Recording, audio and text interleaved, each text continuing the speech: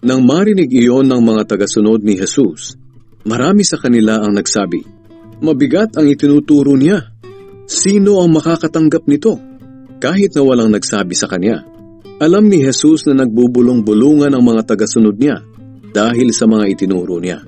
Kaya sinabi niya sa kanila, "Hindi ba ninyo matanggap ang mga sinabi ko? Paano pa kaya kung makita ninyo ako na anak ng tao na pumapaitaas pabalik sa aking pinanggalingan? Ang banal na espiritu ang nagbibigay buhay. Hindi ito magagawa ng tao. Ang mga salitang sinabi ko sa inyo ay mula sa espiritu at nakakapagbigay buhay. Pero may ilan sa inyo na hindi sumasampalataya." Sinabi ito ni Jesus dahil alam niya sa simula pa kung sino ang mga hindi sumasampalataya at kung sino ang magtatraidor sa kanya.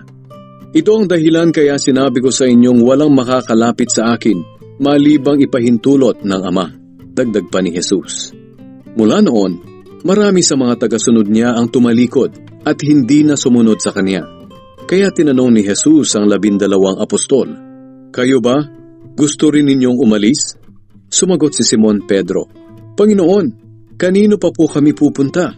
Kayo lang ang may mensaheng nagbibigay ng buhay na walang hanggan.